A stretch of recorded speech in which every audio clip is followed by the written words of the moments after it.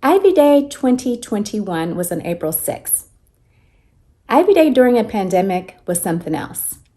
Check out this video to understand the future implications of acceptance to an elite university, whether it be Ivies or not Ivies, based on this year's Ivy Day.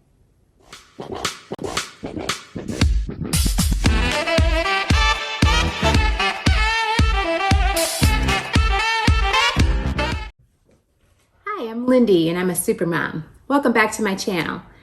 Today's video is talking about the implications of Ivy Day 2021, which happened during a pandemic. So Ivy Day is a stressful time in general because that's when kids learn if they got into the Ivy League schools that they applied to, whether it be Harvard, Brown, Yale, Columbia, Penn, etc. It's the day that it's all revealed. All their hard work comes to a head, and it's very stressful. My son applied to several Ivies and was accepted at several Ivies, so I am very familiar with the process and just the level of stress that happens during Ivy Day. Well, add on that a pandemic, and Ivy Day just really reaches a new high of stress for the kids. They log onto their computers to see if they were accepted or not, and it's just a whole situation. This year's Ivy Day had a lot going on. When kids applied to schools this year, they didn't have to have their ACTs or their SATs as part of their applications because of the pandemic and the kids not being able to be evenly prepared for these standardized tests. So schools just said, we're not going to look at standardized tests this year.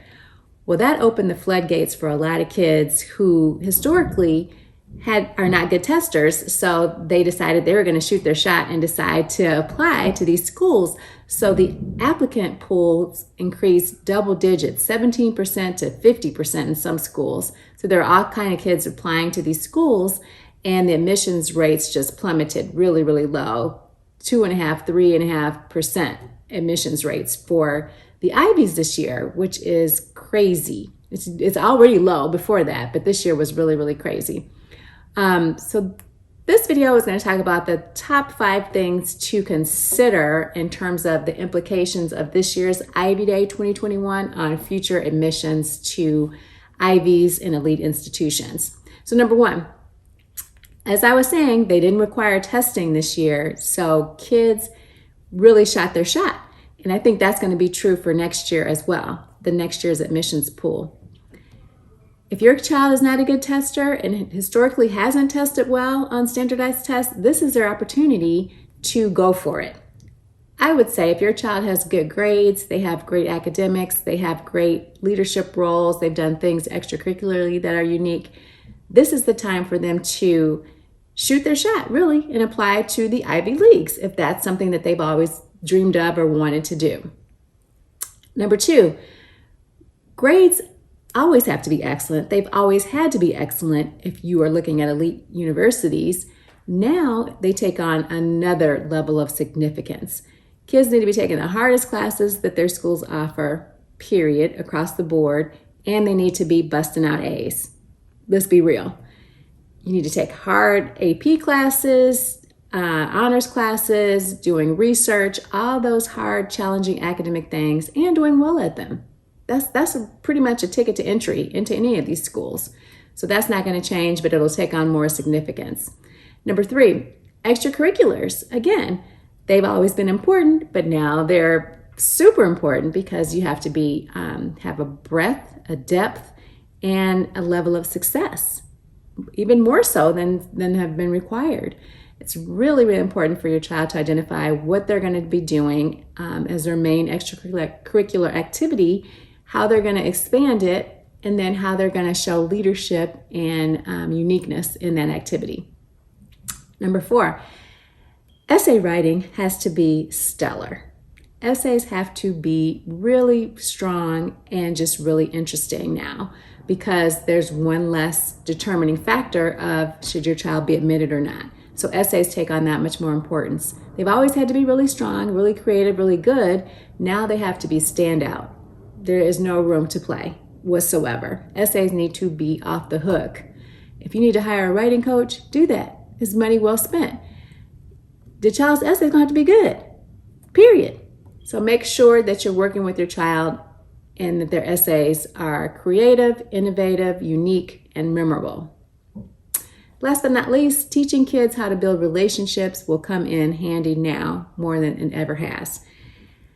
I'm an advocate of teaching your child at a young age how to advocate for themselves with their teachers, how to talk to their teachers, how to set up appointments with their teachers, how to go into teachers' office hours, how to not go to recess sometimes and go see their teachers. I mean, all of that is critical starting at a young age, middle school, and it should carry on through high school. By the time they're sophomores and juniors, they're going to need to be able to talk to teachers and ask them for teacher recommendations.